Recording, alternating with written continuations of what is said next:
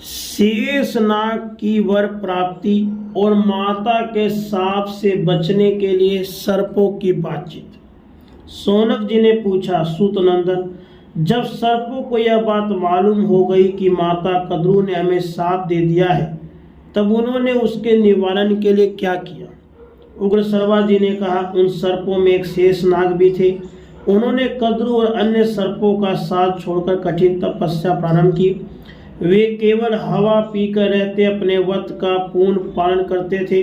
वे अपनी इंद्रियों को वश में करके गंधमादन, बद्रिकाश्रम, गोकर्ण और हिमालय आदि की तराई में एकांतवास करते और पवित्र तीर्थों तथा धामों की यात्रा भी करते थे। ब्रह्मा जी ने देखा कि शेषनाग के शरीर का मांस, त्वचा और नाड़ियां सूख गई है। उनका सच्चा धैर्य और तपस्या देखकर वे उनके पास आए और बोले, शेष, तुम अपनी तीव्र तपस्या से प्रजा को संतप्त क्यों कर रहे हो?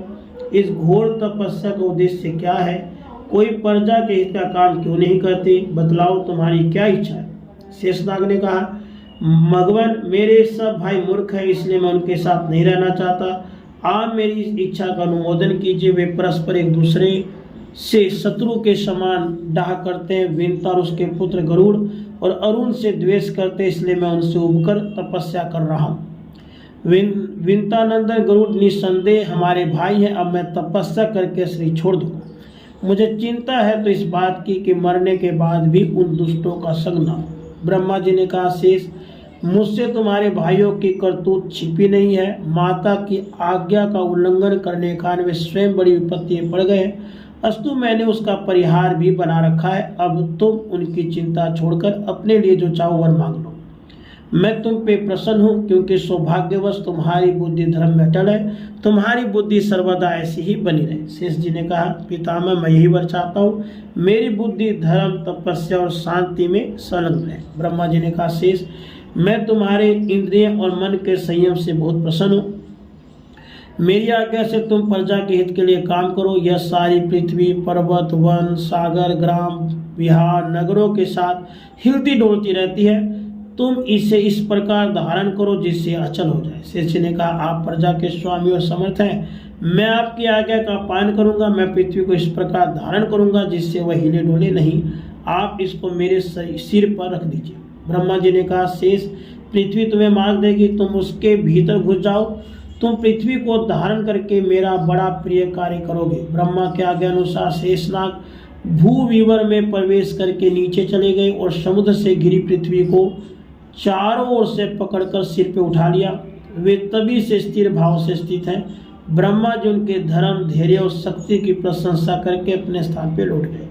माता का साप सुनकर वासुकी नाग को बड़ी चिंता हुई। वे सोचने लगे, इस साप का प्रतिकार क्या है? उन्होंने अपने भाइयों को इकट्ठा किया, सबसे सलाह करने लगे। वासुकी ने कहा, भाइयों, आप लोग जानते ही हैं कि माता ने हमें साप दे दिया है। अब आप हम लोगों को चाहिए कि सोच विचार कर उसके निवारण का उपाय सोचें।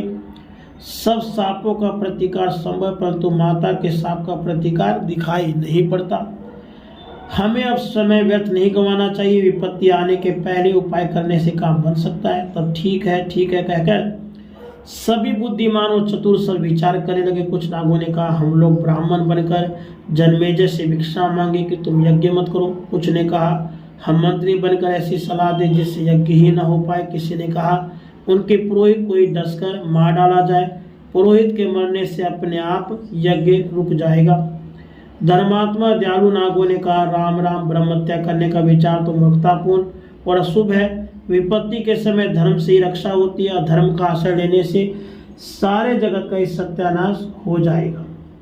कुछ नागों ने कहा, हम बादल बनकर यज्ञ की आग बुझा देंगे। कुछ बोले, हम यज्ञ की सामग्री चुरा लाएंगे। कुछ ने कहा, हम लाखों आदमियों को डस लेंगे। अंत में सर्पों ने कहा, वासुकी, हम अब यही सोच सकते हैं, अब आपको जो अच्छा लगे वह उपाय शीघ्र कीजिए। वासुकी ने कहा, हमें तो तुम लोग के विचार ठीक नहीं जच रहे। हम विचारों में अव्यवहारता बहुत अधिक है। चलो हम लोग अपने पिता महात्मा कश्यप को प्रसन्न करें, उनके आज्ञा अनुसार काम करें। जिस प्रकार हम लोग का हित हो वही काम करना है। मैं सबसे बड़ा हूँ, भलाई बुराई की जिम्मेदारी मेरे ही सिर होगी, इसलिए मैं बहुत चिंतित हो रहा हूँ। उनमें एक एलापत्र नाम का नाग था। उसने सब सर्पों और वासुकी की सम्मति सुनकर कहा, भाइयों, उस यज्ञ का रुकना अथवा जन्मेजय का मान जाना संभव नहीं है। अपने भाग्य के अपराध को भाग्य पे ही छोड़ देना चाहिए। दूसरों के आश्रय से काम नहीं चलता। इस विपत्ति से बचने के लिए मैं जो कहता हूँ उसे सुनिए। जिस समय माता ने यह साप दिया था उस समय डरकर मैं उसी की गोद में छिप गया था। वह क्रूर साप सुनकर देवताओं ने ब्रह्मा जी के पास जाकर कहा, भगवान, कठोर हृदय कद्रों को छोड़कर ऐसी कौन स्त्री होगी जो अपने मुंह से अपने संतान को साप दे डाले। पितामह, स्वयं आपने भी उसके साप का अनुमोदन नहीं किया, निषेध नहीं किया, इसका क्या कारण है? ब्रह्मा जी ने कहा, देवताओं, इस समय जगत में सर्प बहुत बढ़ गए हैं। वे बड़े क्रोधी, डरावने, विषैले हैं। प्रजा के हित के लिए मैंने कद्रों को रोका नहीं। इस साप से शूद्र, पापी और जहरीले सर्पों का नाश होगा। धर्मात्मा सर्प सुरक्षित रहेंगे। और यह बात भी है, यायावर वंश में जरातकुरु नाम के एक ऋषि होंगे। उनके पुत्र का नाम होगा आस्तिक। वही जन्मेजय का सर्प यज्ञ बंद करा देंगे। तब जाकर धार्मिक सर्पों का छुटकारा होगा। देवताओं के पूछने पर ब्रह्मा जी ने आगे बतलाया कि जरत्कारु की पत्नी का नाम भी जरत्कारु ही होगा। वह सर्पराज वासुकी की बहन होगी। उसके गर्भ से आस्तिक का जन्म होगा और वही सर्पों को मुक्त करेगा। इस प्रकार बातचीत करके ब्रह्मा जी और देवता अपने अपने लोक को चले गए। सो सर्पराज वासुके, मेरे विचार से आपकी बहन जरत्कारु का विवाह उस जरत्कारु ऋषि से होना चाहिए। वे जिस समय भिक्षा के समान पत्री की याचना करें उसी समय उन्हें आप अपनी बहन दे दे। यही इस विपत्ति से रक्षा का उपाय है। एला पत्र की बात सुनकर सभी सर्पों ने प्रसन्न चित्त से कहा, ठीक है, ठीक है। तभी से वासुकी नाग बड़े प्रेम से अपने बहन की रक्षा करने लगे। उसके थोड़े दिनों बाद ही समुद्र मंथन हुआ, जिसमें वासुकी नाग की नेति बनाई गई। इसलिए देवताओं ने वासुकी नाग को ब्रह्मा जी के पास ले जाकर फिर से वही बात कहला दी जो एलापत्र नाग ने कही थी। वासुकी ने सर्पों को जरत्कारु ऋषि की खोज में नियुक्त कर दिया और उनसे कह दिया कि जिस समय जरत्कारु ऋषि विवाह करना चाहें उसी समय शीघ्र से शीघ्र जाकर मुझे सूचित करना।